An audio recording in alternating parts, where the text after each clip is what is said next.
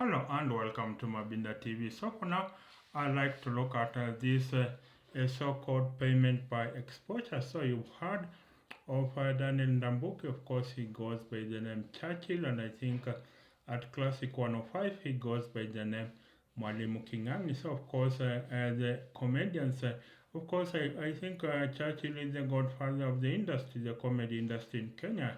Think about it, since ridiculous came, of course, you have the likes of Walter Nyambane. Since Ridiculous came and went, then Churchill really invented the comedy industry in Kenya. Of course, we had Mama Kai, we had Mzee Ojwang on of KBC. They brought, but comedians never used to earn money.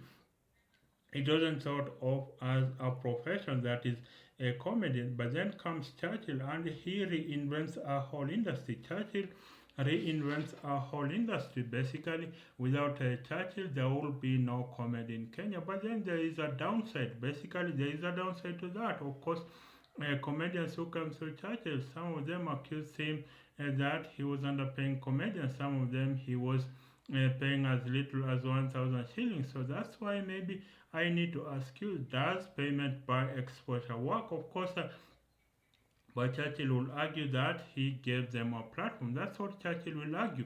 He said, yes, you came to my platform, I made you famous. And really, there are so many comedians that have come out from Churchill Live. You have MC Tricky, you have MC Jesse, you have Mulamwa, you have YY comedian, and so many others, Tom Daktari, and so many others. You have them on Facebook. All those comedians were nurtured by Churchill, but then the payment is the problem. And I think the creative industry in Kenya can be a very big segment. So of course, but of course, the defenders of Churchill will say, no, to organize an event is very expensive. To organize, to pay the venue, and I think maybe that's also another issue we need to talk about in the comedy industry, about a lack of venues, about lack of a place in a place like America. Basically, as a comedian, you have town halls that are very well nurtured, and the likes of Chris Rock can or Kevin Hart can make really good money. But in Kenya, you go to organize an event, and I think you have I think Abel Muto, of course, is not a comedian, but he's a storyteller extraordinaire. So you have Abel Mutua. Abel Mutua says that basically the real scam of Kenya is that there is no indoor auditorium. There is no indoor auditorium that can house 20,000 people. So basically, in the comedy industry, you have to pay millions of shillings to organize an event. But then, of course, maybe lots of Churchill expenses were going towards securing the venue for the comedy, and of course, there is exposure. But even with that, should you pay comedians only maybe 1,000 shillings, while in the US, comedians get millions of dollars? So basically, maybe that's the question that Churchill, I will not take any success away from Churchill. He is the godfather of the comedy industry in Kenya. Churchill literally invented the comedy industry in Kenya, but now maybe we need to look further. How can we remake comedy to be able to put food on the table, to be able to have thriving careers? Of course, you had Calligraph Jones. A lot of musicians draw inspiration from Calligraph Jones. Basically, of course, some people are calling his house a mall. That is what some people are calling.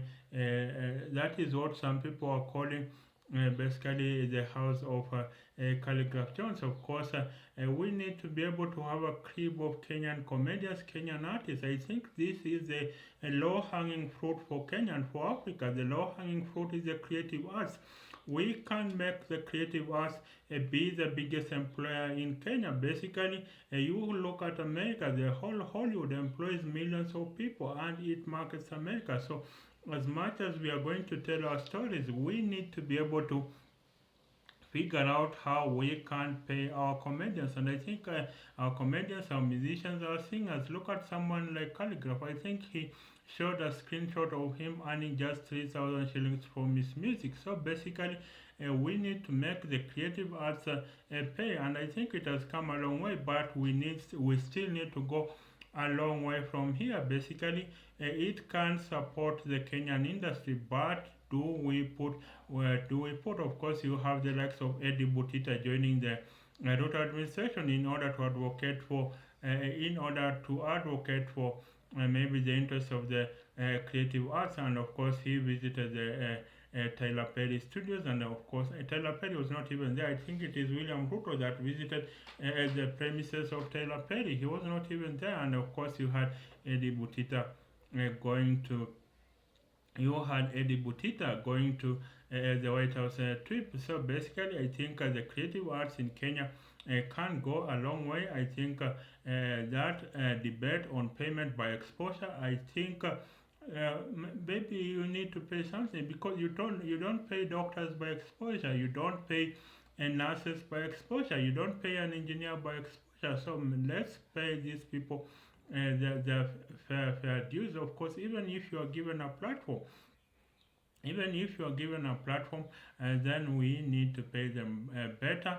And I think, of course, part of that comes with lowering the cost for organizing events. What does the Minister of Youth Affairs and Sports do, and the Creative Arts? What does it do? Why doesn't it construct internal, that is indoor auditorium, as Abel Mutua suggests? So I think basically right now we need to be paying comedians good money. We need to be paying musicians good money. Look at the events that have crumbled. Look at Diamond Platinums being paid, I think, 20 million shillings. How much are Kenyan musicians paid? Look at Diamond Platinums. Diamond Platinums was paid 20 million shillings for the aborted event of Raha. Was it? Yeah, Raha Fest. Diamond Platinums was paid 20 million shillings. How much do Kenyan command? Do Kenyan performance command? Of course, you have the likes of Eric Omondi. Eric Omondi saying that basically he will mobilize 75% of Kenyan music, Kenyan content on our TV and radio stations. But of course, that has not taken forward. Of course, you have Eric Omondi leading the charge of playing our music 70%, 75% of Kenyan music. So I think the creative arts is the new goal. Basically, content is the new goal. If we don't know, content is the new goal, and I think for now, this is the time to be able to remake the creative industry. This is the time to be able to and make sure that basically we can bring up at least kids nowadays grow up and knowing they can be kids grow up knowing they can be musicians, knowing they can be comedians, knowing that they can be actors. So we've come a long way, and I think it needs to go. Look at a person like Alicia Keys. Alicia Keys started playing the piano at age 4. Alicia Keys started playing the piano at age 4. While for Nameless, he had to wait until he did a degree in architecture in order to be able to. Nameless had to wait to do a degree in architecture before embarking on his music journey. What if he had started singing when he was just 4 or 5 years old, like the likes of Alicia Keys? So I think we need to be able to bring the creative sector. I think it's going to create lots of new jobs. It is the new goal. That is, the creative sector is the new goal, and I think that's how we will be able to resuscitate this sector. Otherwise, we will continue to languish in poverty. Think about people that are employed by a comedian. Think about the script writers. Think about the venue organizers. Think about the media PR people. This is a whole new goal waiting to be tapped, and I don't think we've done enough justice to the comedy or the creative arts sector in general. Basically, this is a sector that is a multi-billion shilling industry, but then people are not benefiting. So I would hope that maybe payment by exposure is just does not work it. Yes, even if you are giving me a platform, pay me my fair dues, because I need bills to be paid, and there is nothing as bad as someone that is famous but broke. I can tell you that for sure. There is nothing as bad as someone that is famous but broke. Basically, hanging on a matatu, people will laugh at him. Basically, why? Maybe wondering how is this celeb we see on TV, we hear on radio, we see on TikTok, not able to maybe grind.